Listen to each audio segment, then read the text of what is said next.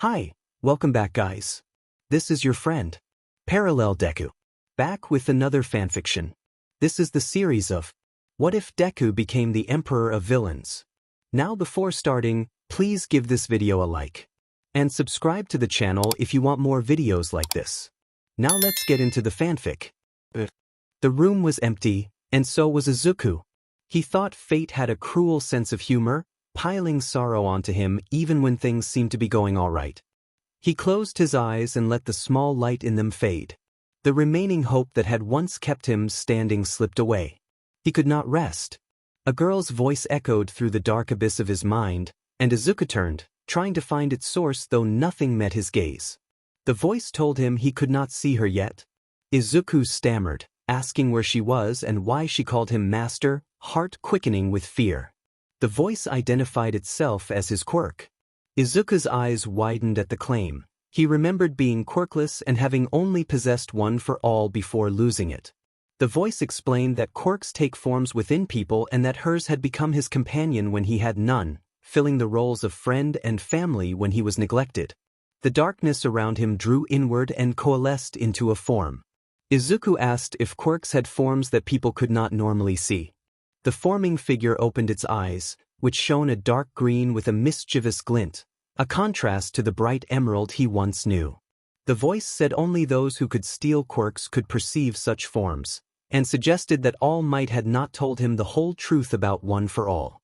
The shape finished forming into a girl with long white glowing hair, dark green eyes, and pale skin. She wore a dress shaped from the remaining darkness. Izuku felt shock and anger swell in him. He mentioned his father traveling overseas, and the figure sighed before folding him into a hug. She apologized that he had learned the truth this way, then asked if he wanted revenge on his father. Izuku glanced at her, taken aback, while her smile grew more dangerous. She urged him to consider ruling over villains with her power and his quirk to punish the man who had been absent and had hurt his future. Hearing that his father intended to give his sister a quirk made Izuku even angrier. He fell silent, the old timidity gone. He asked the figure for her name. She said she had none yet and that he would name her, insisting she was a part of him. Izuku looked down and reached toward her, and she asked him to grant her the power to ruin his father. Outside his mind, in Tartarus, a guard informed the warden that the new prisoner had escaped. The warden protested that escape was impossible, but another guard reported finding the fugitive outside Sector B. Men were ordered to capture him. The warden checked the cameras and saw a changed Izuku on the feed, fair but pale skin, a sharper, more mature face, darker shoulder-length hair, and a taller, more muscular frame. His prison uniform hung ripped and stretched over the new build. His emerald eyes had dimmed into something colder. Izuku looked at the camera and scoffed, then turned to leave. Guards confronted him, shouting orders to stop and raise his hands. He spoke in a voice that sounded unexpectedly composed and cold. When they tried to incapacitate him with specially designed weapons, the projectiles veered away as if repelled. He declared a rule that anyone who looked at him would perish. Immediately, the guards began to clutch their throats and then collapsed. The warden watched the men fall, terrified as the situation unfolded. Izuku told the warden that he could not have witnesses and that anyone who had seen what happened would forget it. He walked away without hesitation and then vanished in a cloud of smoke, an effect taken from one of the guards' quirks. The next day at UA, Principal Nizu convened available teachers and heroes. He thanked everyone for coming and explained that Izuku Yagi had escaped from prison with no clear explanation for how. Around 17 guards had been found outside Tartarus, all victims of asphyxiation. He presented the images that had been recovered, and the assembled adults felt horror and sorrow at the sight of the men, their expressions reflecting the cruelty of the scene. A heavy silence settled over the room as they absorbed the news and the implications. Endeavor, the number 2 hero, suggested they go after him immediately, his expression bored. Nizu sighed and pointed out that it would be simple only if they knew the boy's quirk, noting Tashinori's face had gone pale. He added that the quirk was definitely different from how it had appeared the first time they saw it. Midnight gasped in shock at the news that the boy had escaped Tartarus, and a ripple of concern spread through the room. No one expected a single child to get out of Tartarus, especially if he was quirkless. Toshinori felt his heart sink. The principal confirmed that the boy had escaped Tartarus and said that guards had been overpowered during the breakout, but there was no video evidence. One person had managed to get out without leaving a trace, and they had no leads. Aizawa rose and the principal asked him what he intended to do. Aizawa told the principal he would inform his class, explaining that the boy had come from class 1. Vlad King said the same for his own students. Location: Japan UA, class 1A classroom. Aizawa entered the classroom to the usual commotion, his headache returning as Ida tried to quiet everyone. At the front of the class, Aizawa wore a tired, bored expression and explained that Izuku had been arrested as the supposed traitor, but regardless of guilt, he had now become a villain. Izumi, Izuku's sister, looked shocked. Aizawa reported that, at an unknown time the previous day, Izuku had escaped prison and overpowered 17 guards without showing remorse. He warned that Izuku had left without leaving any leads and that anyone who saw him should contact a hero or the police immediately, because Izuku had acquired a new quirk and they did not know what it could do. Momo asked with a sad look whether this meant that even if Mr. Yagi were innocent of one crime, he had certainly committed another far worse one. Aizawa confirmed that, from their perspective, the boy must now be treated as an enemy they were training to fight, offering a small measure of comfort as he suggested that the person they had known was likely gone. The students nodded, and Aizawa's phone began to ring. He answered, and his longtime friend Hizashi, known as Mike, told him that Niza thought he had found a lead imperfect, but promising. Aizawa excused himself to return to the meeting and appointed Ida in charge before leaving. Location: unknown. A monitor in a dim room lit the faces of a group gathered around it. The voice from the screen addressed Tamura and his team, saying they had news. Tamura responded with a raspy acknowledgement and asked what it could be. The monitor showed an image of Izuku during the escape, and the voice explained that this was the same person Himiko had disguised as. One of the girls reacted in disbelief, insisting the person on the screen looked tough and mean while the boy had seemed innocent. The scarred man beside her nudged her, and she composed herself. The leader on the monitor warned that Izuku had become far more powerful and that his presence inspired a new kind of fear in him. He feared that Izuku might become the next great threat. Tamura demanded clarification. The leader explained that Izuku could perform what the leader himself had done long ago and even better. He claimed Izuku might be more powerful than anyone alive because of his quirk. When Tamura asked why the leader was afraid if he could simply eliminate Izuku, the leader sighed and said that he understood the quirk and that it frightened him. The power was such that, with a single word, Izuku could bend the threads of fate itself. The leader called the quirk Declaration of Fate and warned that if Izuku chose, he could defeat all his enemies with a single sentence. Location: Japan, unknown streets. Izuku thought to himself that someone seemed to know, and his quirk hummed softly in response. He had replaced his prison uniform with a black shirt featuring a green dragon and the word monster beneath it, topped by a black coat and paired with dark purple pants. His hair was neater than before. A small, cheerful voice asked what name he wanted to go by and teasingly wondered why he had not used it to fetch his clothes. Izuku answered that he believed in free will and preferred not to force the voice to act unless necessary. The voice feigned hurt, and Izuku smiled slightly at the affectation. He explained that the quirks he took became part of that voice, and in turn part of him. The voice protested when Izuku mentioned taking quirks, and Izuku gently put a mental hand to quiet it, saying it was giving him a headache. The small, childlike voice nodded, and they continued on their way. He reminded himself that when he rewrote a quirk's fate, he could make it seem as if the power had always belonged to its wielder. That would bind it to them and no one else. He realized where they were and smiled to himself, telling himself to be quiet as he searched for a fitting name. She announced her presence and tapped his head, speaking directly into his mind. He blinked in surprise and rubbed his head. He offered a name, Sapentros, and explained that it matched her, innocent like a rose but capable of deception like a serpent. She puffed up her cheeks in an angry glare and demanded a normal name. He thought for a moment and then chose Sunflower. She said she had watched all of his shows and that she understood what he was doing, still pouting. He remarked that she was already acting like a little sibling, and that sunflower was a perfect choice, which earned him a playful punch to the stomach. She accepted the name because it fit and teased him for not offering it sooner, calling him a silly brother.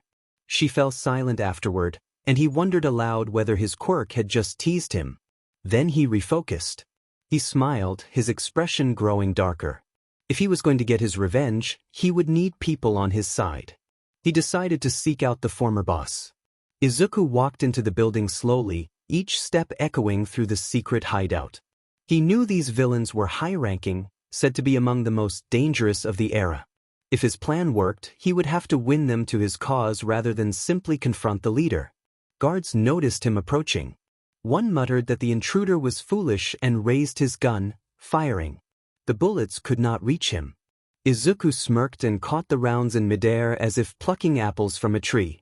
The guards reacted in shocked confusion, wondering aloud whether this was some unknown hero. Amid their panicked shouts, one guard was struck by the returning force and went down, incapacitated. Izuku calmly offered to return their ammunition but received only stunned silence. He then used the remaining bullets to disable the others, sending them sprawling across the corridor. The commotion carried through the underground compound. Voices rose in alarm and impact rattled the doors. A tall bald man asked his soldiers what was happening and was answered with confusion. Before they could finish, the heavy iron door that had been flung into the group slammed into them, scattering and knocking them unconscious. Izuku entered the main chamber with a polite apology for the intrusion and noted that he had already neutralized many of their men. He looked around the mostly empty room and asked where everyone else was. The bald man demanded to know his purpose. Izuku offered a cold smile and declared that he had come to take the leader's position and the organization for himself, asking whether the bald man would be his target. The bald man called Death Arms hesitated and admitted he was the leader, offering to hand over power. Izuku's aura darkened as he explained why he would not simply accept that. If Death Arms handed everything over, his men would likely regroup and try to overthrow him. Loyalty among those men came from money and protection. All they needed was to see weakness to seek a stronger leader.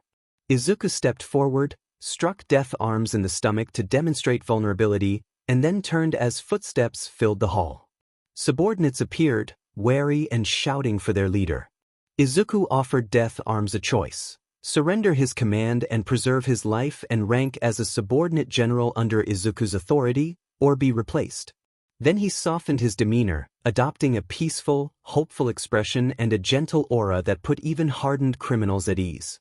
Death Arms looked at his men, concerned for their welfare, and asked how Izuku could protect them.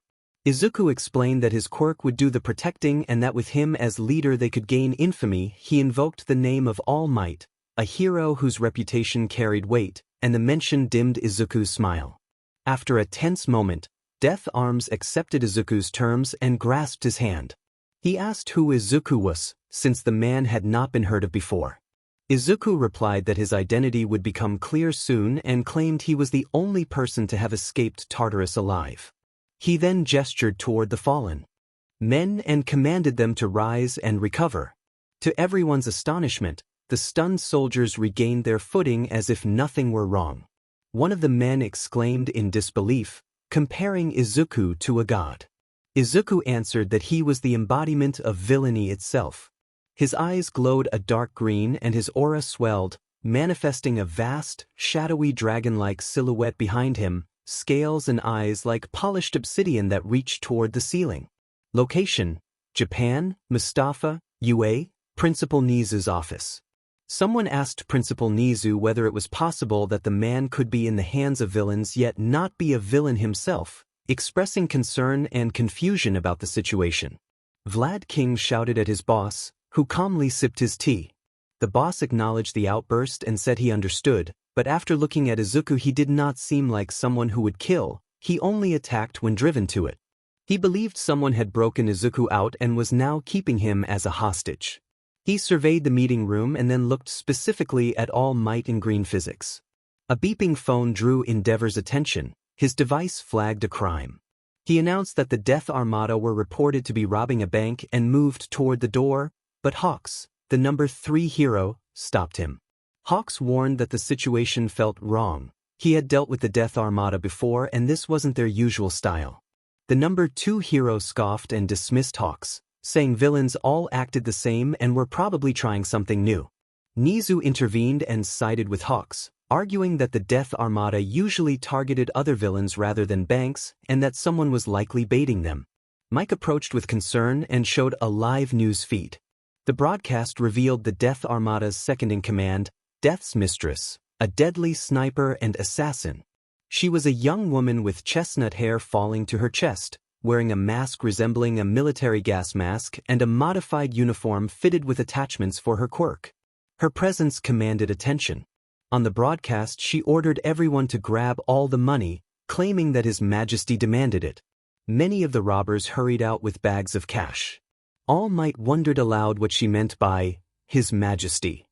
Aizawa added that whoever inspired such devotion had to be powerful. Open combat was not her style, and she struck from the shadows. Several in the room agreed. When the robbers finished gathering the cash, Death's mistress detonated a device. The bank erupted in a dramatic green explosion that lit the skyline above Mustafa. Smoke and debris filled the air in a cinematic, non-graphic display, and the robbers escaped before any hero could arrive.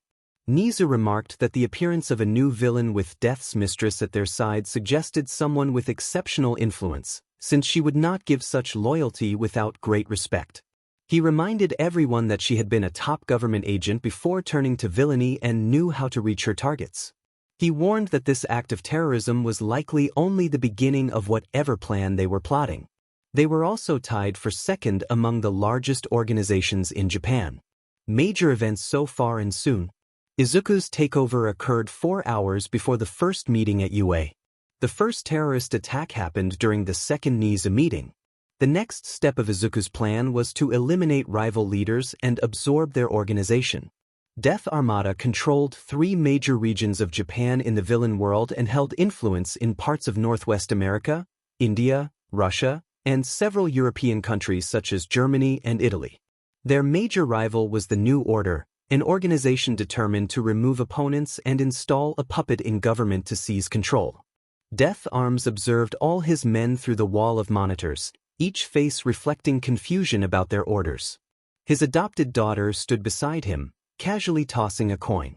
Death Arms explained to everyone that he was no longer the true leader of the organization and that he had handed power to someone he believed would bring them into the spotlight.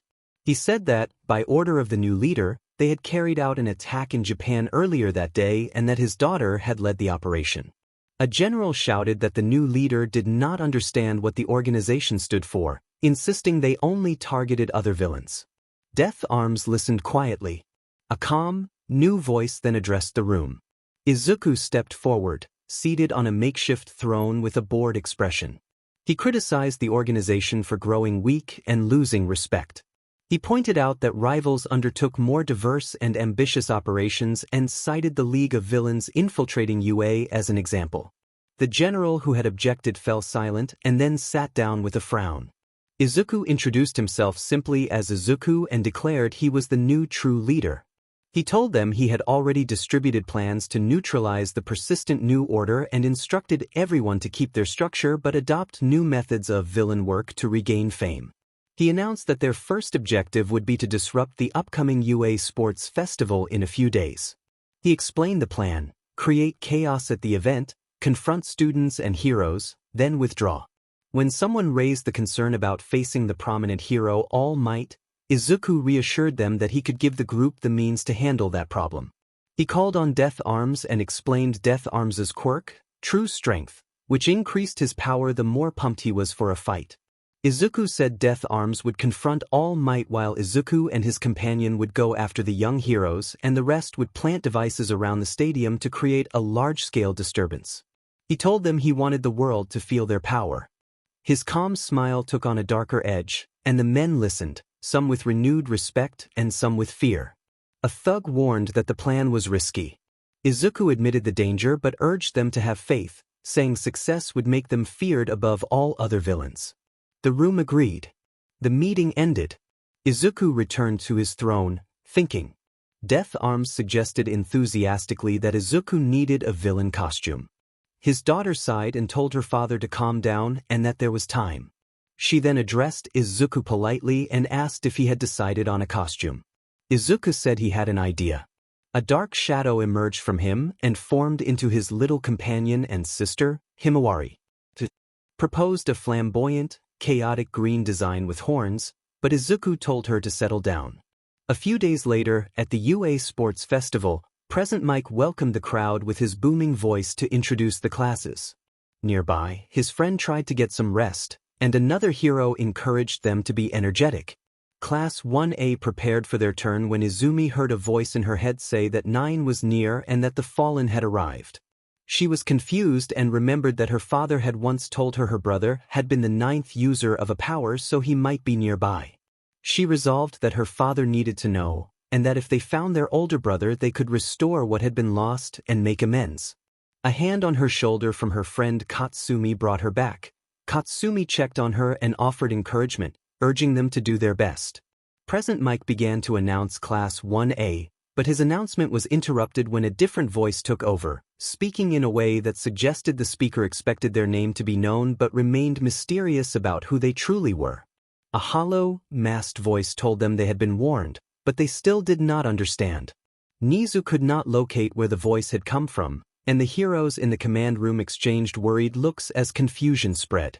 The voice announced that it would trigger their minds to remember his name, claiming to be the Emperor of Villains. Parts of the stadium erupted in explosions, and screams of terror were swallowed by the chaos. Toshinori braced himself and moved to engage, but Death Arms intercepted him with a crushing punch that sent All Might through several walls and left wreckage in his wake. A nearby hero recognized Death Arms and reacted with surprise. Death Arms, grinning, told All Might that he had returned in the flesh and that his strength had been amplified by his master, boasting that his power now surpassed All Might's. Midnight instructed the students to move toward safety, attempting to shepherd them away until she felt a gun press against the back of her head. Death's mistress informed her in a cold tone that she was not going anywhere. Calls for their teacher fell silent as heavy, measured footsteps echoed and everyone's breathing stopped. From the monitors, the same chilling voice praised the mistress, and the source of the voice was revealed. A man with long dark hair stood before them wearing a dragon-shaped mask that revealed glowing green eyes. He wore a dark purple kimono with ominous symbols, red gloves tipped with small spikes, and a golden shirt beneath the robe that marked his arrogance. Combat boots and armored green pants completed the threatening silhouette. Midnight tried to speak and was struck by the female villain. The leader reprimanded her for speaking without permission and told the assembled crowd that they had not yet seen his full terror. His mask shifted to an uncanny smile as he declared his intention to find one for all. Izumi flinched when her connection to All Might was singled out. The mention of her second quirk sent a chill of fear through her. An ash-blonde student launched an angry punch at the leader and was met with an unexpected reaction. The villain caught the blow and met the student's gaze, and the boy staggered as if plunged into another world, hearing twisted, demonic echoes. The villain mocked him, then motioned toward an area and the student was yanked violently, thrown aside by an unseen force. Izumi realized the villain had identified her as All Might's daughter and felt exposed as every pair of eyes turned toward her. Death's mistress leveled the gun at Midnight's head, and Midnight let one small tear fall, but something a scarf-like fabric wrapped around Death's mistress's hand and briefly hindered her grip. The villain responded to All Might's arrival with a sarcastic comment about the dad of Class 1A, and suggested that the evening would prove entertaining. The situation only grew more tense. The man introduced himself as Fate, and his voice carried a cold amusement. Green Physics declared that Fate was under arrest, but Fate only chuckled and taunted the hero for failing to save her son.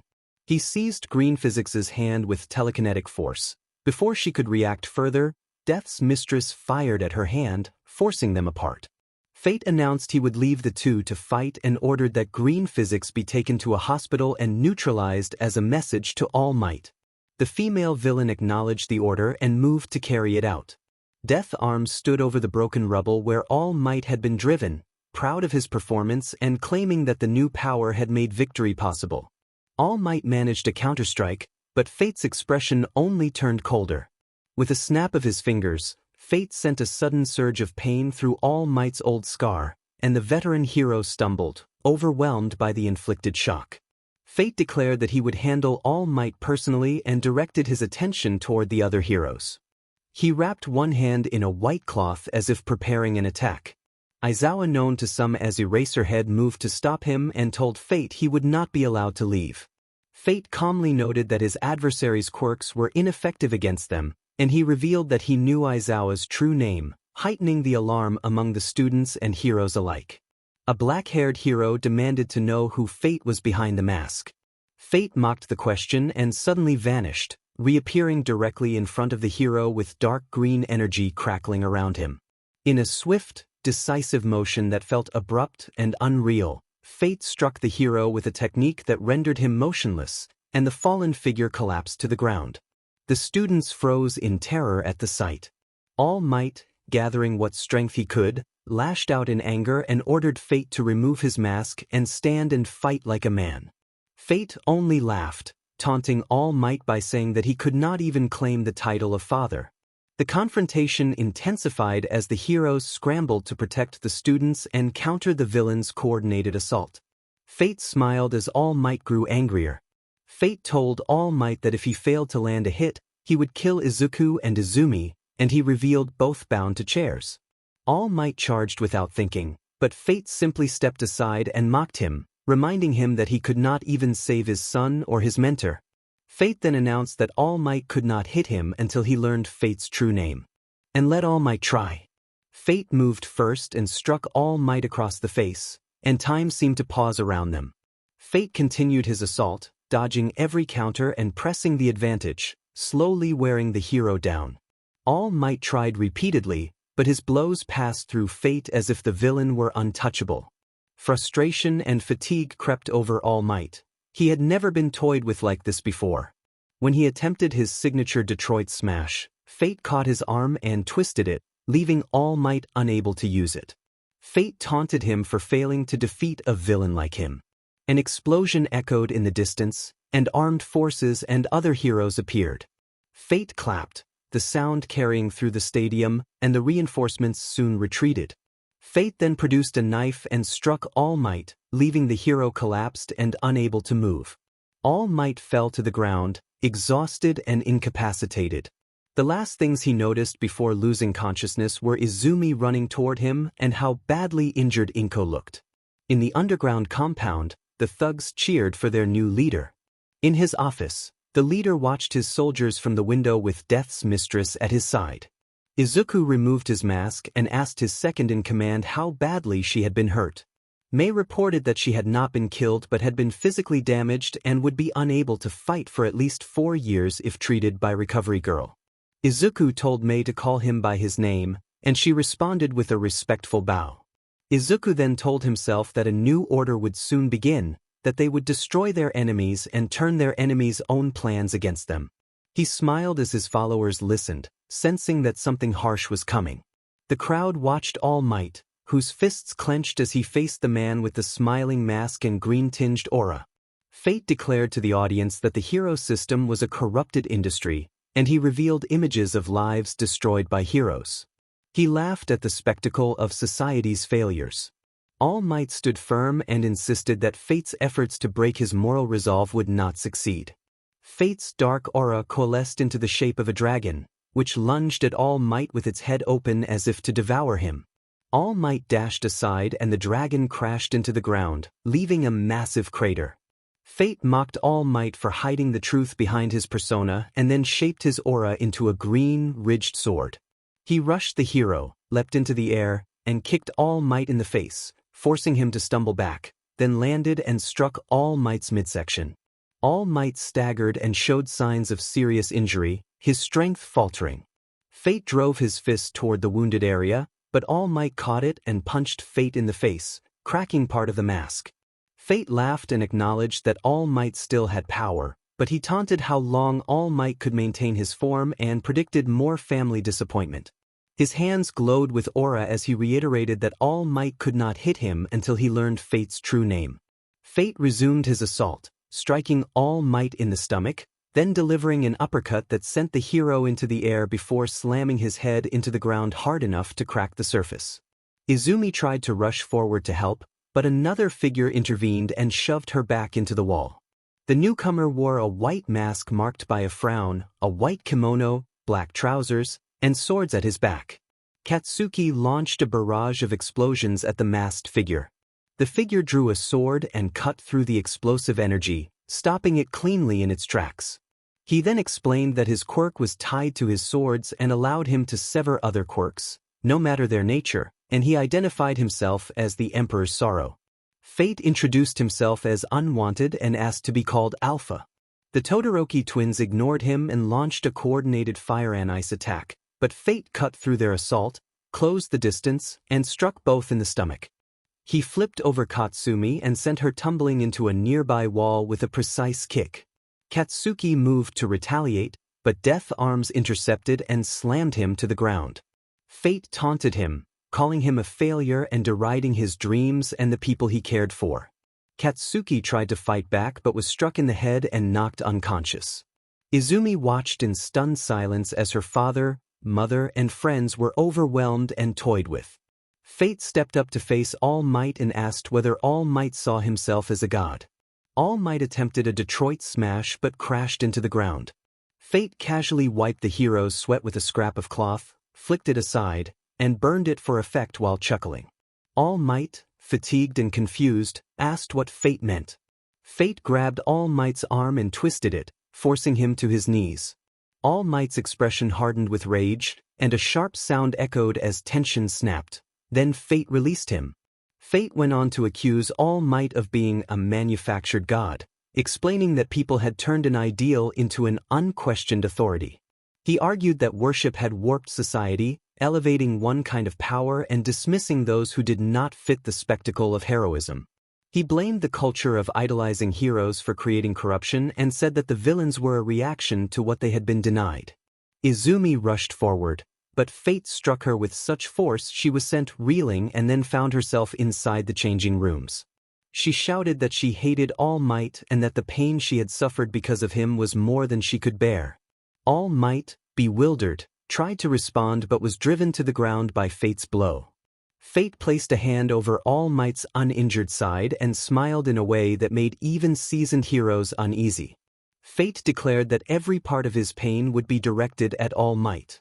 All Might screamed, and the sound echoed through the area, startling everyone except Fate, who only smiled wider. Fate seemed poised to deliver a final, decisive strike when reinforcements of heroes and their backup arrived. After a moment of tense standoff, Fate sighed, clapped his hands, and in an instant he and his allies vanished. Villain Dossier Fate. The man known as Fate, sometimes called Alpha, has an unknown real name and a quirk that appears to alter events, both past and forthcoming. He may possess a secondary ability that allows him to influence or manipulate people. He has long, dark hair to his shoulders and wears a mask. Shaped like a dragon's face with shifting features, dark, glowing green eyes are visible through it. His build is athletic beneath a dark purple kimono adorned with symbolic markings, a golden shirt beneath, red gloves with small spikes over the knuckles, and combat boots with armored green pants featuring a small dragon motif. Fate is the current leader of the Death Armada and has emerged as the dominant figure in villain society following the attack on the UA Sports Festival. His attacks on hero sites are the most effective on record, and he appears to lead without significant opposition. He is considered exceptionally dangerous and has become one of the most wanted individuals in Japan and internationally. Reports place a large bounty on him. He is classified at the highest threat level. Engagement is allowed only with substantial force and preparation. Villain Dossier Death Arms. Death Arms' true name remains unknown despite previous captures.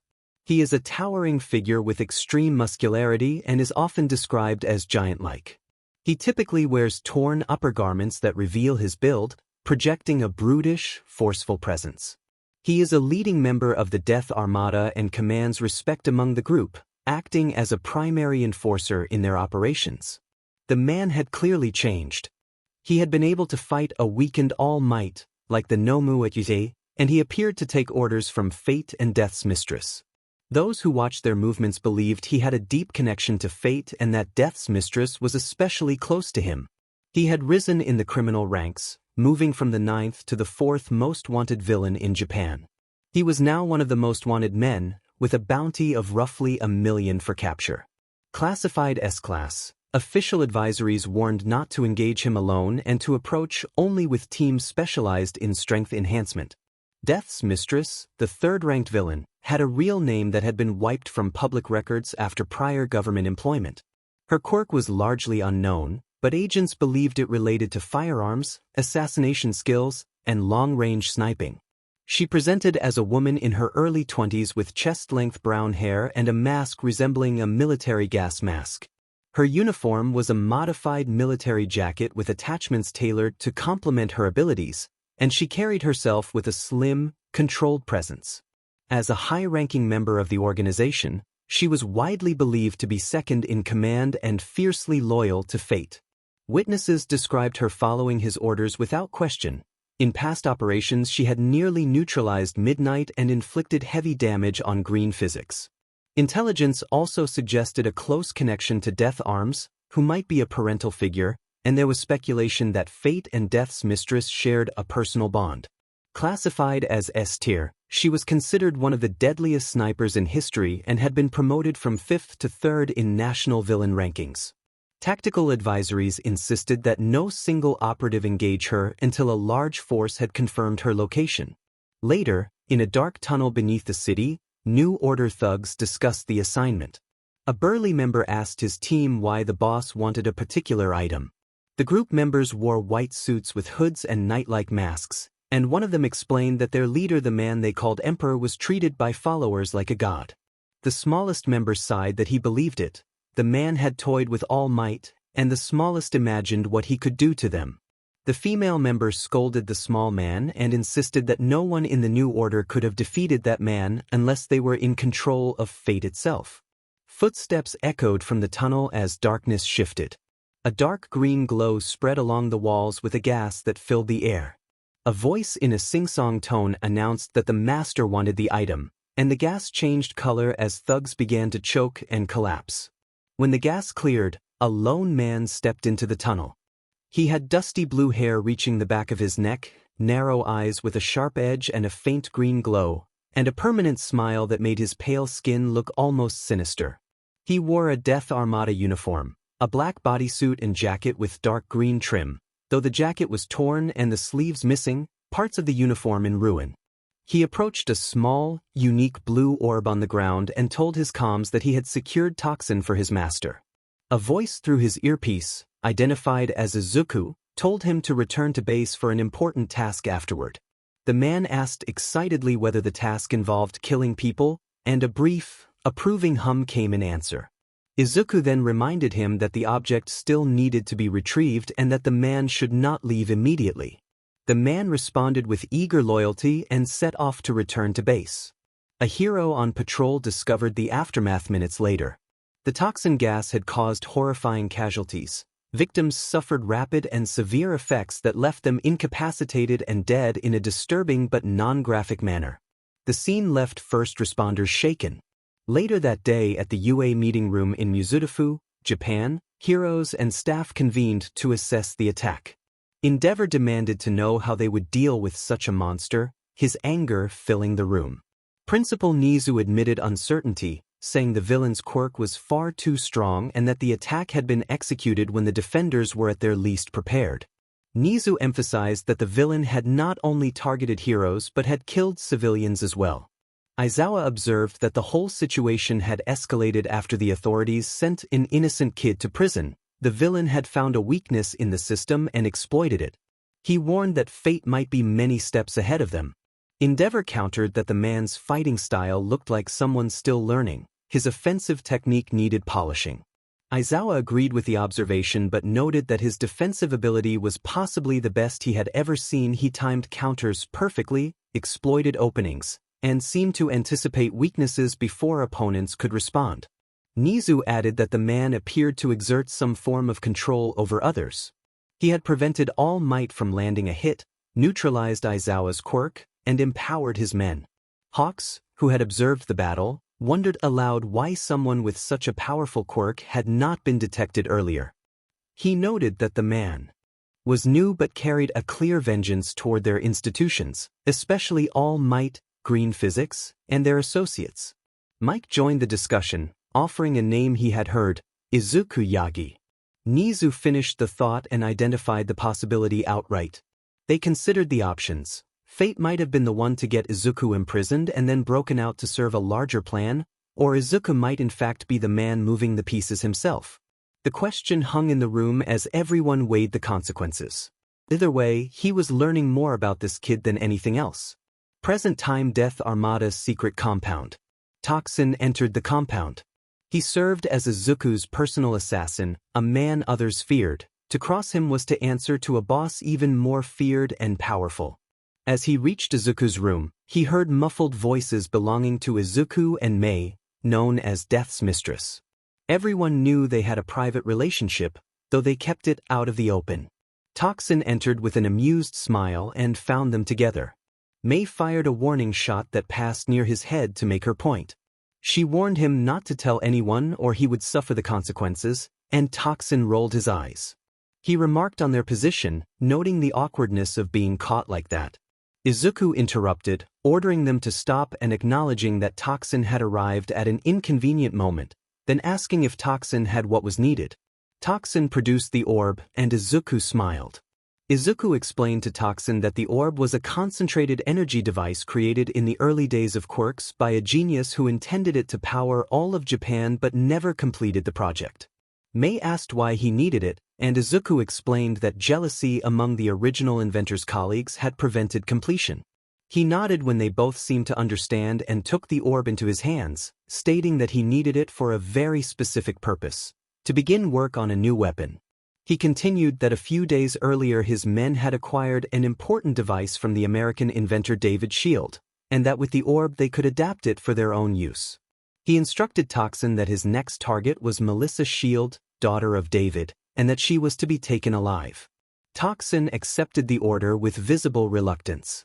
Izuku then projected an image of another rival, Overhaul, and told Toxin that he would also be tasked with eliminating that man after securing details about a special project Overhaul was working on and acquiring the weapon in his possession with particular emphasis on a certain girl connected to that project. Toxin nodded and left the two alone.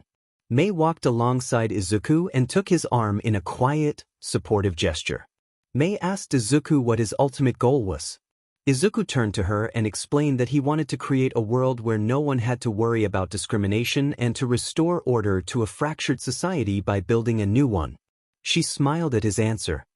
He suggested they return to what they had been doing before they were interrupted and offered a reassuring gesture. He then declared that this made her his empress in his vision for the future. Location change: Mustafa Hospital, Japan. Izumi stood by a hospital bed and looked at both of her parents, who had been badly injured. A doctor entered with a somber expression and advised her to sit.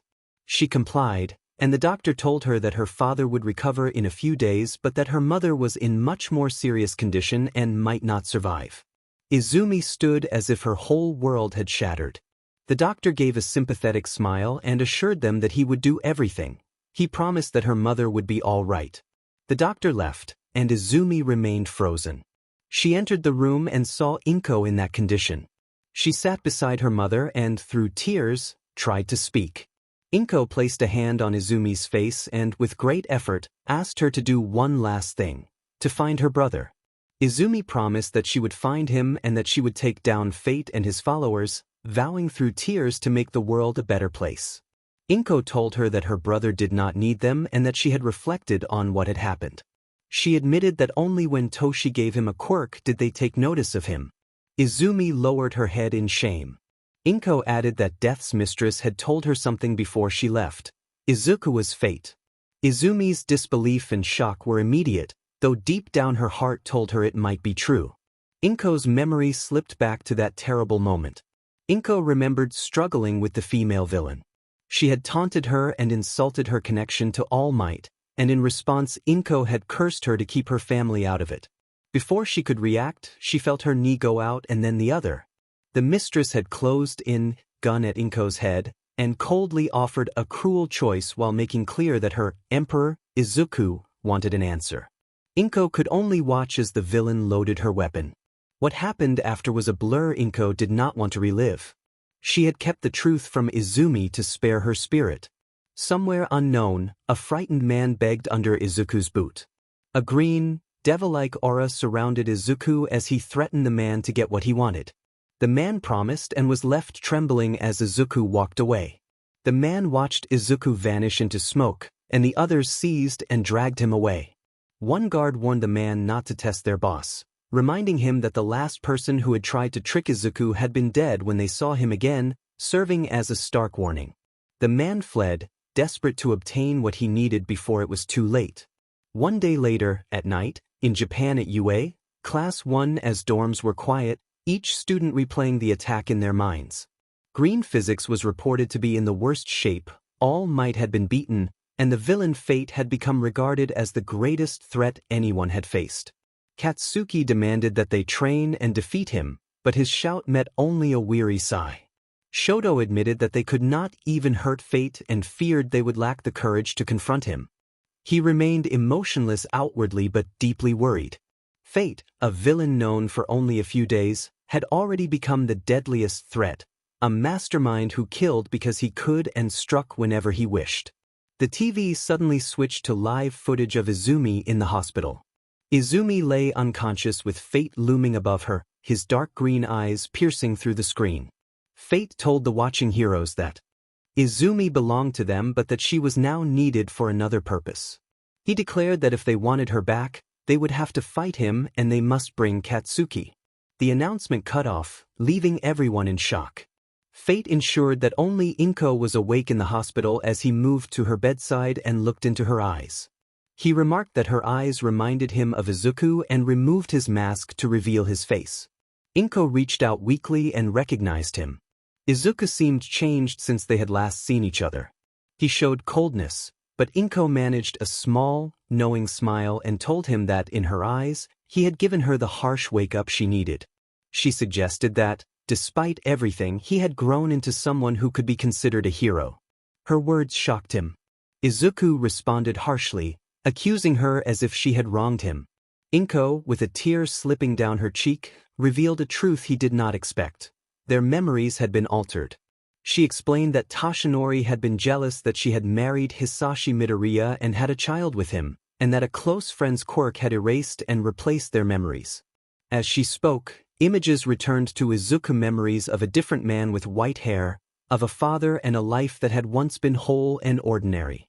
He fell to his knees as those memories flooded back.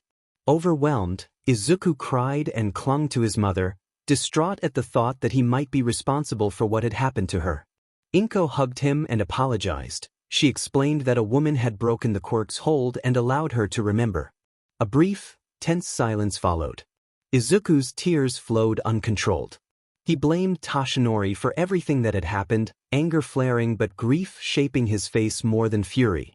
He tried to tell Izumi that he loved her, but she went pale and fell silent. Himawari, disturbed from sleep, asked who was causing the disturbance. She realized the source was Izuku and, recalling what she knew of his past, felt shock. She observed that he was evolving, responding to his emotions, his power swelling to an almost godlike level. A surge of dark energy burst from Izuku and struck the ground, turning the weather chaotic. He rose, eyes fixed on Tashinori, the man who had kidnapped him. Thoughts of vengeance crowded his mind. He accused Tashinori in his head of taking someone precious from him twice and of destroying the life he had known, and he imagined tearing down what the man stood for to build something new. Izuku moved toward Izumi and seized her roughly by the collar, asserting control. He decided she would be useful, put on his mask with a cold smile, and walked away. Izuku went to the roof, his rage refusing to subside. The storm around him intensified. Winds tore at nearby rooftops, the sky darkened, and the air felt heavy over Mustafa. His eyes glowed purple as he watched the city with a new, cold disdain. Near him, Izumi lay unconscious. Izuku still needed to vent, and his entire class had come to confront him. Part of him wanted to end Izumi, but he knew it would be hollow. Instead, he intended to make his captors suffer and to see the greatest fall. His hair had grown to his shoulders with purple highlights. He wanted to test the new power he had gained and felt a strange thrill. He heard footsteps and turned. He wore a smiling mask that made his eyes seem hellish. He addressed the heroes, but his voice carried hatred and a raw pain for his lost mother. Ida ordered them to return Izumi and surrender peacefully. Fate responded sarcastically, questioning whether that approach ever worked and raising his hand. He told them they could attack, but if they failed to impress him, the lives in a nearby apartment block would be at risk. Katsuki protested that they had not agreed to such terms. Fate sighed, lifted his hands toward the sky, and announced that he would do as he pleased. He began to taunt them in a theatrical, sing-song manner, boasting about killing for pleasure and mocking empathy. He posed dramatically as if holding the moon and declared that they faced an inevitable choice, then invited introductions as a prelude to their supposed demise. Katsuki lunged and missed, nearly falling off the building. As he fought to regain his balance, a pair of hands seized his shoulders and shoved him. Fate proclaimed that Katsuki Bakugo's quirk was useless and pushed him off. Katsuki tumbled from the rooftop and vanished over the edge. The others stood in stunned silence as their friend disappeared from view. Fate mocked the loss with a cold remark about how, if they had known Katsuki as he did, they might have wished the same. The class reeled at the possibility of what had happened. Mina launched an acid attack at Fate, but it failed to reach him. A chilling laugh built from a shaky sound into a full, sinister burst that settled over the group. Fate pointed at Mina and accused her of being too afraid to hurt him, insisting he had nothing to do with Izumi's fate. He offered her a choice, leave and live, taking anyone who fled with her, and he continued to taunt them, relishing their fear. Some considered fleeing. Fate represented the embodiment of their deepest fears. Shoto refused to back down and declared that defeating him here would save many lives. He tried to inspire the others. Fate mocked Shoto's resolve, then raised a hand as flames danced around it and warned of more scars to come before taunting Shoto's family, claiming that misfortune would become his punishment. Shoto and his sister launched a coordinated attack of fire and ice, but their efforts passed through Fate as if he were untouchable. Fate hurled more insults and pointed toward a building where Mitsuki Bakugo had entered, and Katsumi's face fell at the implication. Fate reminded them that if they could not challenge him, he would harm the people they loved. He snapped his fingers and several members of the Death Armada appeared as his guards. He mocked the class for not expecting security, and some of the thugs moved toward Mitsuki. The students were overwhelmed. The thugs, fiercely loyal to their leader, restrained and roughed up several classmates under orders to inflict physical and psychological harm without killing them. Fate departed with Izumi after causing substantial damage to the apartment building, claiming another victory and confronting some of his own demons in the process. Izuku's true plan was beginning to take effect. The first national villain empire was being born. Months passed after the events at the hospital. Fate had grown. Quiet, keeping to the shadows so his scheme could unfold. His intention was to take control of Japan. A man walked the streets whose name was known to many. He had recently been elected president of the Hero Association of Japan. The public did not yet realize that their choices had set the stage for an unfolding danger. Izuku, emperor of villains and known as Fate, controlled both heroes and villains across Japan. He had arranged matters so that a clone handled the visible duties of the heroes while the real him continued to direct the villains from the shadows. Over the months he had altered his appearance to be less recognizable and harder to track. He teleported to his base of operations and allowed the clone to handle public affairs. He enjoyed the sense of orchestrating both sides to increase his overall power and control. When he entered his private quarters, he found Mei reading a book. Mei looked up and greeted him with a playful smile. Izuku smiled back and called her name in a teasing, familiar way. Lately he had softened his demeanor toward his followers, adopting a lighter personality to secure their loyalty. He trusted no one except Mei, who was known among them as Death's mistress. Mei began to tease him and he gently placed a hand to quiet her, telling her that, to him, she was his empress in a fond, joking tone.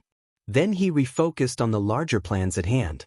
The clone, acting as President Midoriya, started its first day with the Hero Association secretary announcing the schedule. The clone smiled and rubbed the back of his head. Adopting a different personality had been difficult, but he had managed. The secretary gestured him toward the main office and introduced him as President Midoriya before leaving. The clone surveyed the mountain of paperwork and felt a wave of bureaucratic dread. A call came in from UA High School. The principal, Nizu, informed them that due to recent events involving Fate and the League of Villains, they wanted the president to join an interview and observe the next batch of heroes. The clone assured the principal that he would attend and then let a cold, calculating glint pass through his eyes as he looked out the window.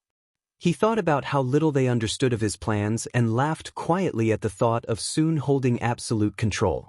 The real Izuku prepared to visit UA, surrounded by well-trained and armed personnel. The secretary, Li Bai, chatted nervously about the workload, and the clone thought sympathetically about her youth and dedication. The real Izuku considered whether she might be useful to him in other ways. They arrived at UA quickly. Izuku forced his face into a polite expression as he bowed slightly to Principal Nizu. He concealed the hatred, disdain, and disgust that flashed across his mind. They toured the school while they awaited the scheduled meeting. When they were shown into Class 1A, Izuku felt a rush of cruel pleasure at the thought of witnessing their reactions. He had wanted to see their faces of hopelessness, to savor the sense of control. Nizu knocked and the class allowed them to enter. The students recognized him in some way but could not quite place him. Izuku smiled and greeted them with a practiced kindness, masking his true intentions. He announced, formally, that he was the new president of the Hero Association. The class reacted with shock. He noted 2 empty seats and pointed them out as belonging to Izuku and Izumi Yagi. Nizu explained that Izumi had been kidnapped by Fate and that Izuku was being treated as a traitor by UA. Izuku listened, storing this information to use against them. Izuku asked whether there was solid proof for the accusations. Ida responded that there was video evidence. Izuku muttered that relying on such evidence was foolish, pointing out how altering appearances could mislead investigators. He scorned the idea of condemning someone without proper identification and suggested that UA needed to be more careful or risk being blacklisted from hero school recognition. His rebuke left Nizu anxious about his own position. They proceeded to the scheduled meeting with other officials, and Izuku sat closest to the door so he could listen and observe. Nizu formally introduced him as the new president of the Hero Association and invited him to contribute. A report was given that Fate had not been notably active in recent months since the attack on students, but Izuku interrupted with a stinging criticism of UA's decision to place students in danger. He argued that allowing young trainees to confront someone like Fate was reckless and insisted that the incident reflected poorly on the school's judgment. Hawks then reported that inventor David Shield and his daughter Melissa Shield had disappeared and that their disappearance might be connected to Fate. Izuku acknowledged the report with a nod, thinking that Melissa's quirk could prove useful in the future. Other agents were still pursuing leads, and certain operatives remained elusive. All Might added that Fate had been blamed for the death of Inko, which drew a sharp reaction from Izuku. Izuku began to glare at All Might and accused him, openly and angrily, of being nothing more than a villain. Fate warned Nizu that another word would be made public and that Nizu would be arrested, and Nizu fell silent. Fate rose and declared to Nizu that the meeting had been a complete waste of time, that all he had produced were failures, and that it was no wonder someone else was so successful. He left, and the others understood what he meant. Fate had always studied how people failed and how to exploit those failures. That was how he stayed ahead. Toxin jumped when he saw a misty apparition of his master appear. The figure's face was obscured in shadow and only a faint outline was visible.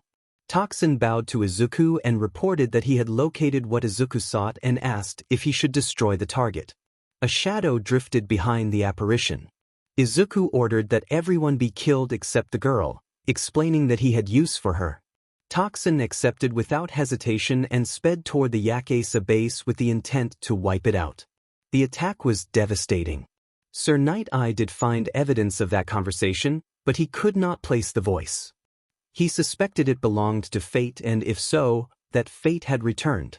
Toxin needed to be captured because of that connection. The heroes were too late. The base lay in ruins after a swift, overwhelming assault. Toxic fumes lingered in the air and the survivors' expressions of shock and fear made clear how sudden and brutal the strike had been. There were clear signs of violence, and the scene left no doubt that Toxin had acted without mercy. They discovered Overhaul's body. He had been killed in a savage attack. The aftermath was horrifying and left an impression of severe brutality without lingering details. The girl they had hoped to find was gone. She was now in Fate's hands. Fate's plan had begun, his aim a vision of total control and a twisted utopia. Toxin alerted his master that he had the girl. Izuku turned to regard the frightened, scarred child. Two figures stood in the room with her. The first was a woman in her early 20s with smooth brown hair and an hourglass figure. She wore a dark blue kimono with a black sash at the waist and a pair of emerald earrings. Her fair skin and warm smile gave her a comforting, motherly presence. The second was a man with long raven-black hair to his shoulder blades and intense crimson eyes. His calm, commanding aura demanded obedience. He wore a light black kimono beneath a white haori bearing a sun over clouds motif, and he wore earrings similar to the woman's. Izuku ordered Toxin to leave, and Toxin departed. The woman, Mei, knelt and gently promised the girl that she would not be hurt, soothing her and stroking her hair. The child stepped back, trembling, but Mei picked her up and continued to offer comfort, speaking like a mother to calm a frightened child. When the girl asked if the woman was her mother, the brunette nodded. Mei then indicated Izuku and told the child that he was her father. Izuku was taken aback. He and Mei had not discussed this. Izuku admitted privately to himself that he had intended to secure an heir for his empire, not raise a child, but when he noticed the sharp look from Mei he relented. He stepped forward, patted the child's head with a smile, and told the girl that he was the one who had ordered Toxin to rescue her, and that she should call him Dad from now on. The child hesitated and then, seeing the kindness in their faces, brightened and smiled as if relieved. The sight strengthened Izuku's resolve. Izuku reflected that he killed to protect innocence, that his actions were a means of shielding those under his charge.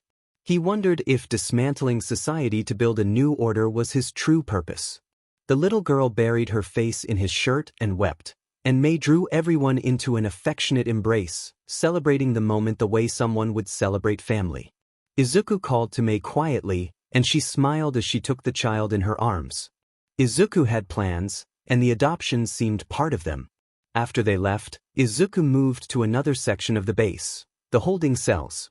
The name was misleading. This was a place where prisoners were confronted with Izuku's version of the truth and coerced into accepting his order. He took particular satisfaction in forcing one person to suffer through persuasion. As he passed his men, they showed deferential respect in their own ways.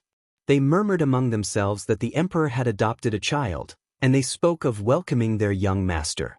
When Izuku appeared in their midst, they snapped to attention and bowed deeply. He moved with the kind of presence that commanded absolute authority. Some of his followers compared him to a god of dragons, and in the villain world he was known as the Dragon of Truth. He entered the cells and moved past the sounds of prisoners crying and pleading. At the last cell he found the girl who still resisted everything that had happened. Izuku opened the door and stood over his supposed sister, whose face was streaked with tears. He told her that continued resistance was pointless and that she should give up and live whatever life she could. She accused him of being a villain and rattled her chains in protest. Izuku laughed softly and replied that the labels of villain and hero had become meaningless, that the old distinctions no longer mattered in the way people framed power and order. A man with dark crimson eyes declared that there was no such thing as a hero. Izumi was about to respond, but the man's gaze fixed on the young woman standing nearby, and she felt a cold dread wash over her. She asked him what had happened to his eyes, voice trembling from fear. The man with the crimson eyes explained that they were a sign of the corruption and horrors of the world and warned that one day she would learn from her once perfect life. He began to walk away with a twisted smile and then said he would show her a villain. When he snapped his fingers, the lights came up and she froze, recognizing the figure that appeared. She wondered if it was her aunt. A commander shouted for forces to move south and hold the line, but falling debris struck another officer and he collapsed as the roof shuddered from the battle. The Death Armada had launched a surprise attack on New Order. There had been no time to prepare. The streets were filled with the chaos of conflict. New Order enforcers were quickly overwhelmed by the Death Armada. The assault was coordinated and decisive, leaving New Order to bear the brunt of the losses. Frontline fighters cried out in frustration when enemies refused to fall, blaming the so-called Emperor for the chaos and speculating about his power to influence others. Death Arms roared his attack name as he struck, sending dust and debris into the air. A silver-haired man with golden, cross-shaped pupils moved through the fighting without care, incapacitating a New Order thug with a precise, swift strike. He wore the standard Death Armada uniform with a cape draped over his right side and carried a long, sharp blade in his left hand, which had a mechanical appearance. He commented with amusement that the new leader wanted war and would burn the world out of boredom, laughing softly as he anticipated what would come next. Death Arms celebrated as he overpowered a thin opponent, exulting that the new leader's control over New Order was nearly complete and wondering what he would do next. At UA, students exchanged nervous whispers about Fate's return. They feared Fate because his power was unparalleled and unclear. No one truly knew the limits of what he could do, and that uncertainty terrified people across Japan. Izuku Midoriya, now president of the Hero Association, appeared on screens throughout the country to address the attack. He announced that the Death Armada and their leader, Fate, had committed terrible atrocities and that the full death toll from the assault had not yet been determined but was already very high. He went on to place part of the blame on heroes who had failed to stop the attack, stating that many of the slain could have been saved if heroes had acted. President Midoriya declared that heroes deemed unfit for their duties would lose their funding and be classified as villains. He explained that, going forward, new heroes would face tougher tests to prove their worth, evaluated by senior heroes and by him personally. He warned that those who did not follow the rules he set would face harsh punishment. He then listed crimes that had been committed by some who once served as heroes, naming murder, bribery, arson, mass murder, black market dealings, slavery, child labor, quirk discrimination, hate crimes against people with mutations, association with villain groups, and brainwashing as examples. He stated that, as a result of these revelations, roughly 89% of heroes in Japan were no longer in active service. He added that he had been given permission by the President of Japan to pursue the death penalty in many cases and that about 76% of those under investigation would face such sentences for their crimes. Silence had fallen across Japan. The people were stunned as their leader of heroes had eliminated most of the opposition. Public opinion shifted quickly. Many heroes were now being labeled pretenders and murderers. The villains, including the League of Villains and especially LOV, were stunned. Their leader, Tamura Shigaraki, was more shocked than anyone. His plan had been to remove the heroes, but the president of the Hero Association had already done the work for him. Crime rates dropped in an unexpected way. Izuku's next report declared that many accused villains had been wrongfully accused and would be reintegrated into society. The world reacted in disbelief. Heroes in other countries grew fearful that Izuku's example might spread and drastically reduce the number of sanctioned heroes. Izuku funded the villain rehabilitation programs so those who had been wrongly accused could return to society and receive financial assistance. They were also offered jobs with Izuku's personal hero breakers, a covert group led by Stain designed to expose and remove fake heroes. Vigilantes were officially recognized as heroes under Izuku's claim that true heroes were not government pawns. Izuku himself was the most pleased. His long-term plan to dismantle society and rebuild it was unfolding. He now held significant influence over heroes and prepared to run for president of Japan to seize formal control. From there, he planned to expand his reach internationally. Public voices began to name Izuku among the true heroes who had quietly been active. Some like Endeavor managed to evade immediate repercussions, but Izuku had a plan for them. Stain was tasked with digging up compromising information to be handed to Izuku, who would publicly condemn and shame those targets before sending the hero breakers to deal with them. Surprisingly, Fate gained a new reputation. He was no longer seen only as the villainous emperor of villains but as someone who brought order through force. People began to rally behind Death Armada. Even All Might's legacy was questioned, which pleased Izuku. If All Might were found guilty, Izuku believed he could gain personal revenge for Inko and himself. Hero schools fell under tighter control. The president personally vetted applicants, arguing that previous tests were insufficient. UA was hardest hit, though Izuku recognized many of its students as decent people. Entry recommendations were abolished. Applicants had to prove themselves worthy. Those who failed were offered alternative professions and placed into the new hero program for roles such as police officers and medical staff. Katsuki Bakugo, who had survived his last encounter with fate by pure luck, was blacklisted after Izuku declared him unworthy and suggested he would be better suited as a villain given his attitude. Dreams of becoming heroes shifted toward other professions, and many people were drawn to these new paths. All of this transpired within 3 months. Izuku edged closer to complete control over Japan. He even changed the symbol of the heroes to one evocative of imperial imagery, reflecting his preference for traditional Japanese aesthetics. Japan itself seemed to lean back toward tradition, which pleased him. Meanwhile, Fate had entered the fray against New Order. Many New Order thugs attacked, but Fate defeated them in swift, stylized action. He quickly overran their forces, holding the west section of their base. In the east, Death's mistress had routed their troops through precise strikes and sabotage. The assaults had weakened New Order and forced a retreat. Their leader challenged Fate and was decisively beaten and humiliated, spared but left broken in spirit. Fate absorbed New Order into Death Armada, creating the New Order of Death's Armada. With those moves, Izuku's control extended beyond heroes and nearly into the realm of villains. Only the League of Villains remained as a significant obstacle, and a grim confrontation awaited them. Lee burst into Izuku's office to deliver urgent news that a United States senator wanted to meet with him. Izuku instructed her to put the call through. The screen rose and revealed a familiar face, John, who had become a senator. John explained that he had allied with a faction in America that altered people and asked when Izuku wanted to activate their collaboration. Izuku listened and smiled, then told John that the operation should wait but that the plan must be executed, to provoke a larger international conflict that would distract other powers and make conquest easier. John acknowledged the plan and ended the call. Lee reacted in disbelief and begged him not to proceed, protesting that people would die.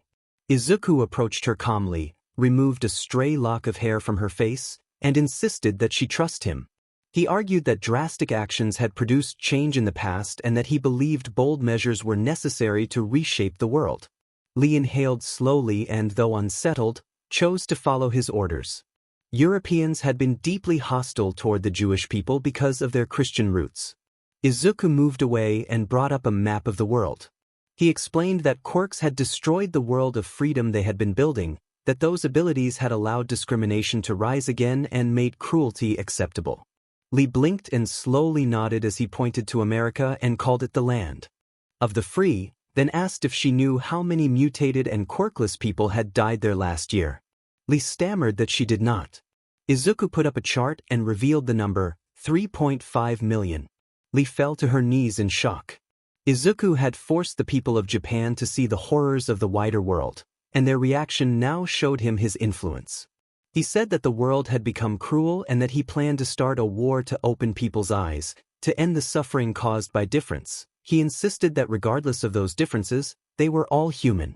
He came closer and embraced the stunned Lee, promising freedom, justice, unity, and humanity. Lee, at a loss for words, realized that Izuku might need to be seen as the villain for the world to progress.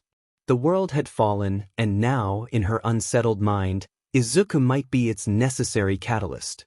At the New Order of Death's Armada base, Mei played with Eri while Izuku reviewed plans. He knew his other self had convinced Lee to join their cause. When Eri tugged at his leg and asked if an ant was nearby, Izuku's smile faded and Mei grew tense. She had not wanted Eri to learn that Izumi had been punished by Izuku. The nature of that punishment was harsh, and Mei feared the child would misunderstand. Mei told Eri that the woman in question had harmed her father and was serving a punishment for it. She explained that anyone who harmed Izuku was truly evil. Izuku's broader scheme was to teach the children of Japan to revere him as a saint-like figure so they would grow up loyal, minimizing the chance of future uprisings. He wanted his adopted daughter to believe his actions were justified. Mei smiled at the rare genuine expression on Izuku's face. Eri loved both her parents but remained overly curious about Izumi, and Mei, steadfast in her loyalty, kept Eri at a distance from that influence. When Eri asked if Izuku's control made him a ruler, he ruffled her hair and nodded, saying that like his father before him he ruled Japan from the shadows, though now he controlled nearly everything. Mei suggested they train Eri's quirk again while Izuku attended to his work. Izuku reacted in surprise as Eri was taken away by her grandfather to train. Mei later returned and stepped close to Izuku. They shared a brief, tender moment together. Izuku felt unsettled by the internal voices that argued within him, a manifestation of his fractured psyche. Those voices were involved in complex internal struggles, and at the same time, the other, more physical aspect of his quirk had been holding Izumi captive and subjecting him to relentless tests. In a different but related battle, Himawari waged an intense internal assault on One for All itself. The situation felt like an ongoing, frantic clash rather than anything graphic or explicit. Izuku's thoughts were interrupted when Mei touched his face and leaned in. They exchanged a quiet, affectionate gesture and then composed themselves. At the Hero Association president's office, Star and Stripe demanded to know who Izuku truly was. Izuku presented himself as Fate. He then told the #1 American hero that the era of heroes was coming to an end, smiling as he revealed his identity. Star and Stripe declared that he was merely a villain in power and insisted he would not remain in control forever. As she attempted to use her quirk, Izuku's plan unfolded. He staged a scene to look as if he had been violently attacked. He appeared battered and the room appeared destroyed, while a camera quietly recorded the aftermath. The arrangement was designed to make it seem as though Star and Stripe had tried to kill him, framing her and undermining faith in heroes. People around the world saw footage of Star and Stripe standing while Izuku lay on the floor, seemingly close to death. Izuku accused the heroes of trying to plunge the world into chaos. Guards rushed in and, seeing the staged scene, assumed the only logical conclusion was that she had attempted to kill him. One guard declared that the heroes were monsters, and they ordered that the president be removed from the premises. A bystander shouted that the heroes were trying to assassinate him. Responders arrived and carried Izuku out of the building on a stretcher. Officers ordered the woman to stop and declared her under arrest, telling her to be quiet. Guns were trained on her. She did not want to hurt anyone, but she realized she might be forced into violence. The incident was already feeding international distrust.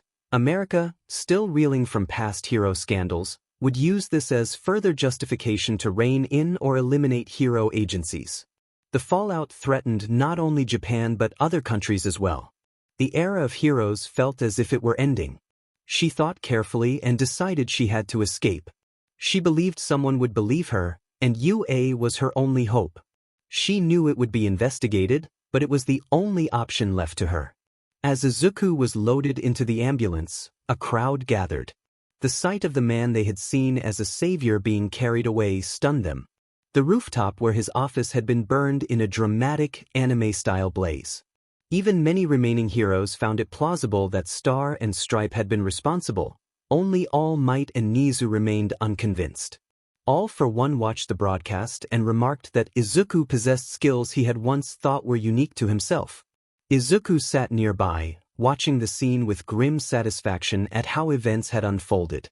All for One spoke of changing the world and removing opponents, smiling at the prospect of extending his influence across countries. He observed that the woman's quirk would have been useful but that Izuku's power compensated for it, and he asked how anyone could have defeated someone so strong. His curiosity was clear, but Izuku did not fully trust him. Izuku said that they might be allies for now, but he would not disclose real information about his quirk's weaknesses. As he prepared to leave, All for One turned and questioned what value the woman would have now. Izuku chuckled, glanced at his hand, and noticed an unfamiliar imprint. He said it was not the right time and explained that they had connections that needed to be stopped. He then departed, teleporting to confront the hero he intended to face in order to address one of his remaining vulnerabilities. Star and Stripe was nearing UA in secret. She felt as if a pair of eyes were tracking her every movement. When she stepped slightly forward, something struck her like a hawk diving for its prey. For a split second, she was sent flying off course and slammed into a nearby brick wall. Standing there was Izuku, dressed in a dark suit with an unbuttoned white shirt beneath and a blazer buttoned up. A red rose was imprinted on his hand. Izuku smiled as smoke coiled around them. He warned her to be more aware of her surroundings and extended his right hand, a jet of purple lightning trailing from his fingertips. The fact that he seemed to wield more than one quirk surprised her. She scrambled to her feet and dodged the bolt. The smoke, the lightning, and the way Izuku could generate wounds on himself and still remain fine left her head spinning. The disorientation came more from an odd sense of familiarity with him than from the facts themselves. Deciding to place a law on him was her next move. She struck at Izuku, but he caught her arm, flung her into the air, and leaped after her. He brought his leg down in a heavy swing that slammed her to the ground. Rose petals fell around him as the smoke thickened and light dimmed. She issued her law, restricting the villain Fate from using his quirk under penalty of paralysis. She believed she had won and expected him to falter, but he walked toward her, unbothered by her declaration. His face split into a broad sneer. He seemed to enjoy the small flicker of fear in her eyes. He moved close, placed a hand on her head, and insisted that they were the same. When she closed her fist and struck at his stomach, he countered at once. With a single motion he overwhelmed her and she crumpled, clutching her arm in pain. If what he meant was true, she realized it would be game over. Nizu recalled a disturbing memory. A photograph of a little girl with long pale hair that seemed to glow and dark green, mischievous eyes. She had been small and slight, wearing the UA uniform, standing beside a boy with short white hair and light green eyes. Nizu remembered that both children had died. Their quirks had become too powerful for them to control and destroyed them. When even All for One tried to extract their quirks, nothing remained. Their names had been Himawari and Isuru. The memory left Nizu unsettled, and it nagged at him that Fate reminded him of that girl. In society, many believed Fate to be linked to Izuku Midoriya. Izuku never acknowledged Fate as a villain, and many still followed him, while the remaining heroes tried to stop him.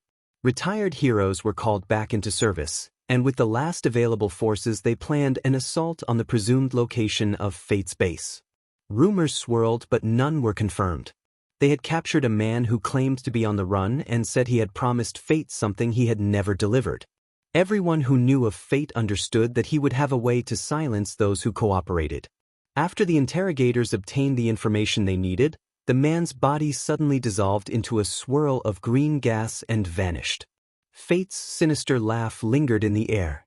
Nizu suspected Fate's power was not entirely human. He pieced together evidence, powerful quirks destroying their users, and Fate's apparent ability to control his own fate and the fates of others. He also noticed a detail linking Fate to Izuku, a patch of hair at the back of the neck that was a deep midnight black. Izuku's neck hair was similar, a touch lighter. It was a small observation, but the familiarity of it stayed with Nizu. Meanwhile, Izuku Midoriya was beginning to set a plan into motion that would override other plans, though the final steps would have to wait. His fight with Star and Stripe was still in progress. Since their encounter had begun, he had grown more arrogant and allowed her to continue using her quirk, but things were changing. Star and Stripe declared that she would end his tyranny and struck at him. He caught her kick easily and through his words began to lay out his philosophy. He spoke of the constants in society: hate, discrimination, and harm, and how quirks had amplified those conflicts. He told her that she still clung to the belief that a savior figure would fix everything and that the world's fairy tales needed to be stripped away. When she rushed him again, he caught her fist and struck her hard, sending her stumbling backward.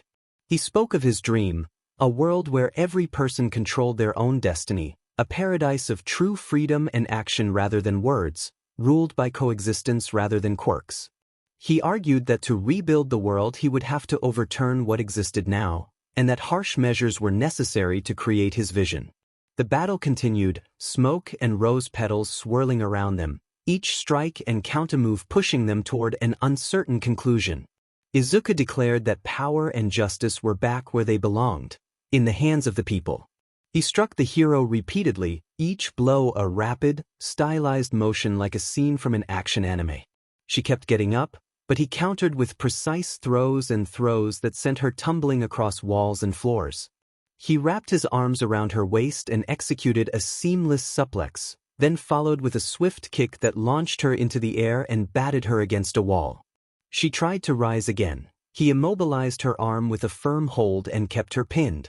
Izuku proclaimed that every man should be free to think and act for himself, then drove a fierce headbutt and a crushing blow that sent her flying.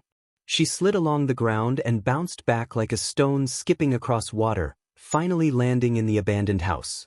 Izuku spat venom about corrupt politicians and tired heroes, his voice full of contempt. He drove his foot into her back to subdue her, and the impact echoed in the empty building. Her cries filled the air as he continued to berate the systems he despised. He vowed to destroy the false pride of nations and the media that fed it, casting down everything he saw as rotten. He paused to appraise the scene, then hauled the hero up to strike again, using rapid, punishing blows until she collapsed, exhausted. Izuku proclaimed that the world was diseased and needed to be uprooted. He demanded a clean slate and envisioned a new order rising from the ashes, one that would be controlled and shaped by strength and belief rather than money or convenience. As he spoke, the aura around him darkened. He told her that people would fight for belief, that everyone would be free to wage their own wars, and that he would be the one to watch and control it all. He made clear his aim to be the sole leader in the end. She watched him, struggling to remain defiant. She said, on a chunk of rubble as rain began to fall. He let raindrops fall into his hand and proclaimed that the change had already begun and that his influence would spread beyond borders. Izuku suggested, with a cold smile, that her boyfriend might be part of the plan. He then revealed that he knew her boyfriend and that the man worked for him, saying that this man would help start conflicts that would weaken rival nations and open the way for Izuku's rise. As she forced herself to her feet, helicopters arrived bearing the feared emblem of the Hero Extermination Squad, HIS, a subgroup loyal to Izuku tasked with hunting and neutralizing heroes who threatened his vision. The HIS specialized in decisive, public displays of force and had become a terrifying instrument of Izuku's influence.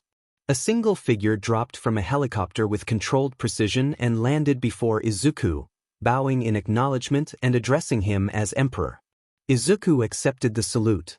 The newcomer bore ruby-red eyes and a diagonal scar on his left cheek.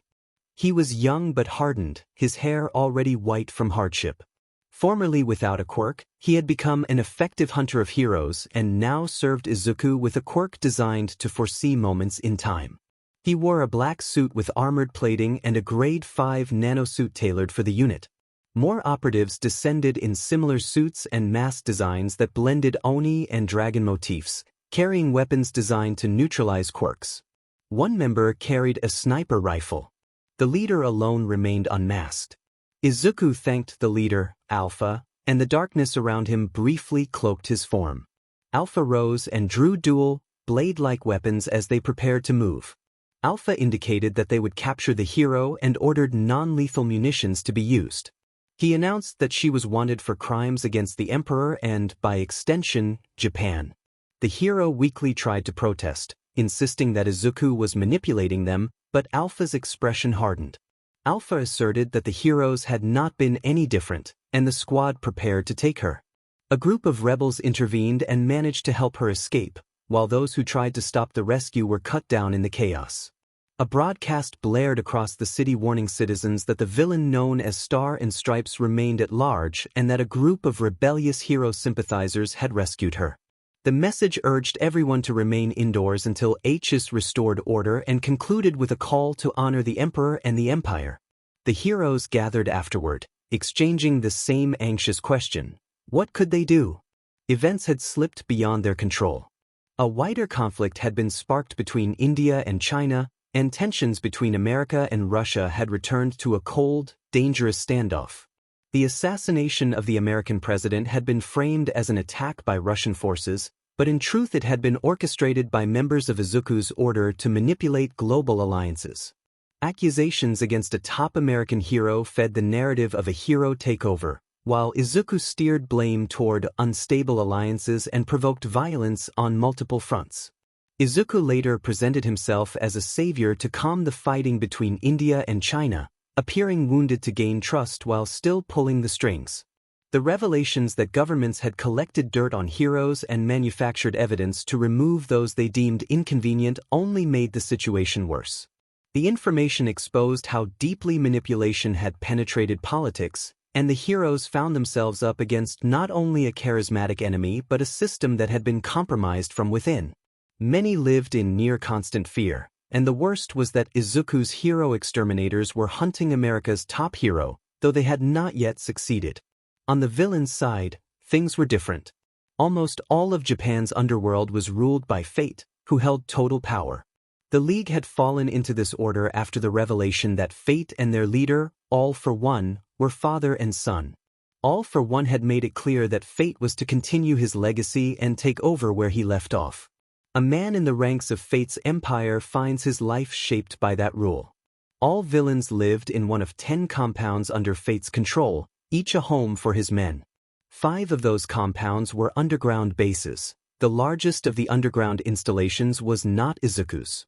He actually lived in the smallest. Compound 1, the Labyrinth.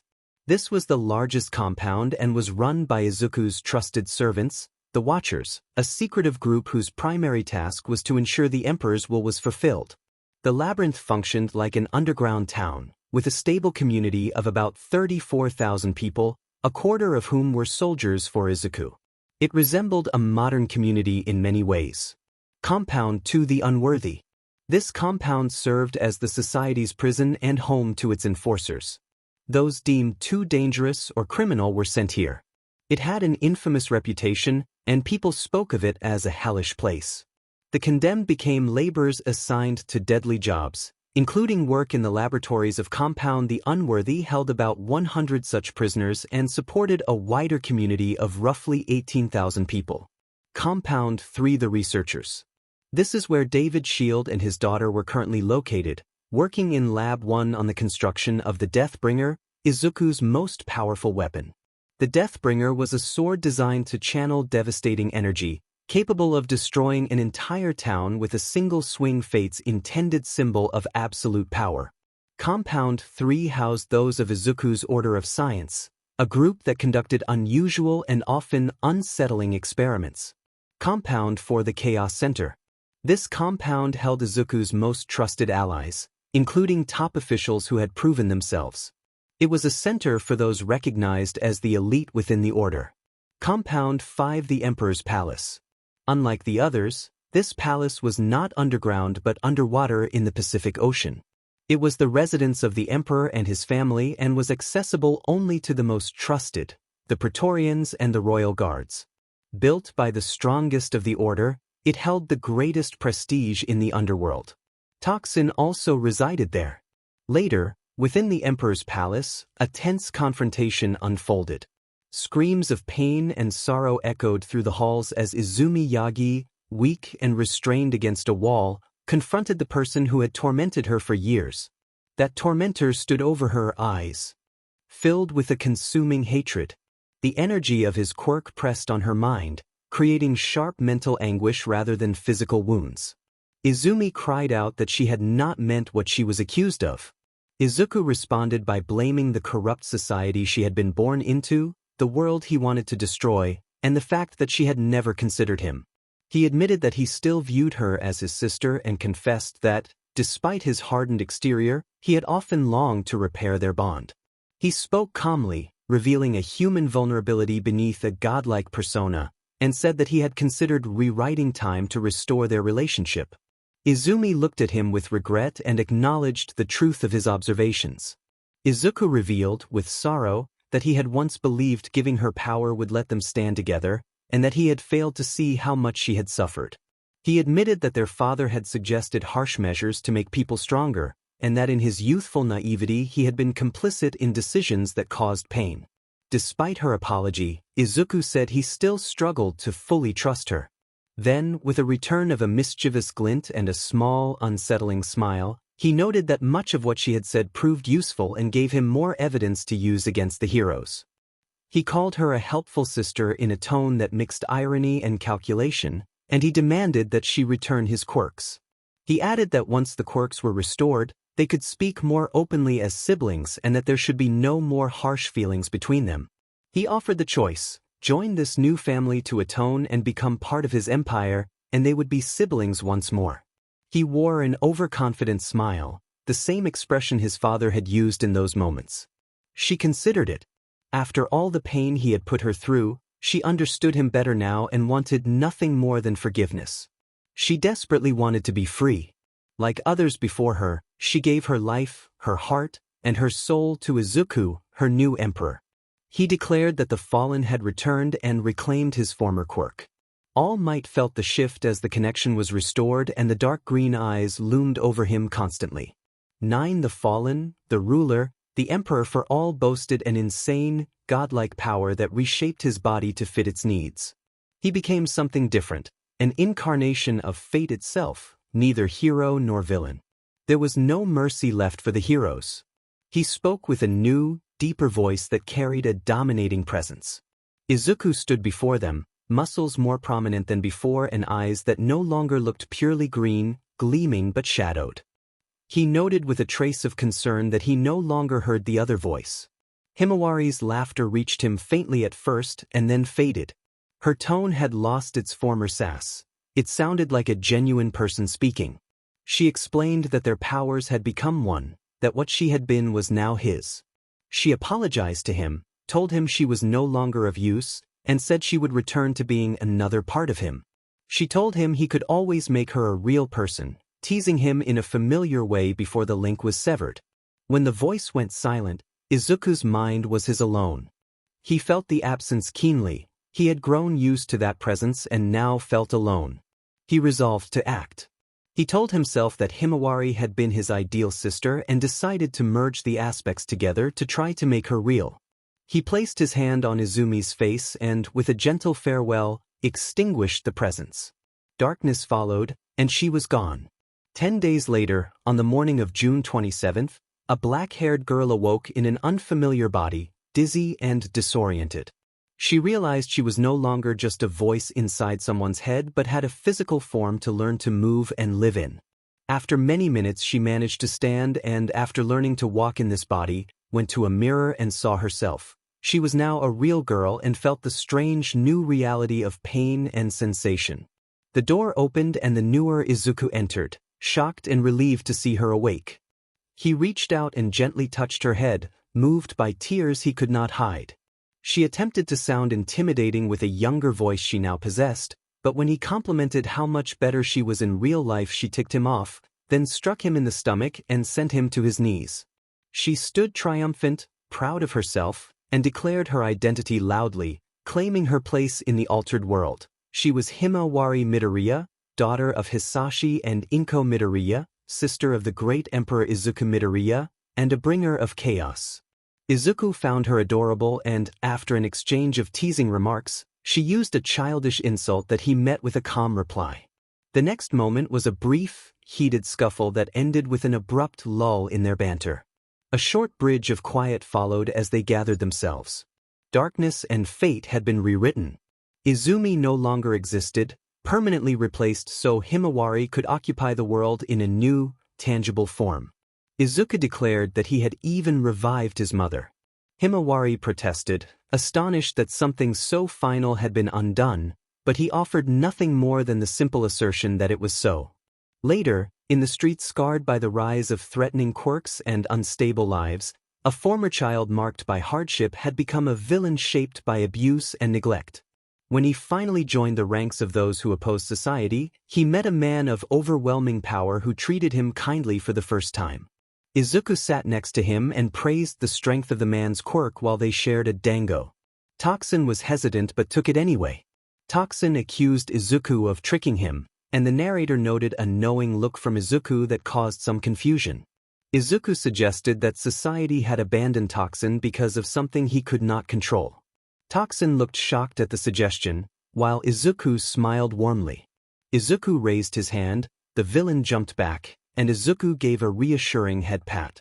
Izuku admitted that he knew that feeling well, explaining that he had been bullied, neglected, abused, and treated very poorly.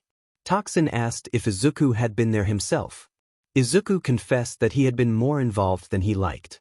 When Toxin questioned Izuku's quirk, Izuku explained that he had not really had it before, only recent events had brought it to his attention. He clarified that the form of his quirk had been shaped by everything that had happened to him.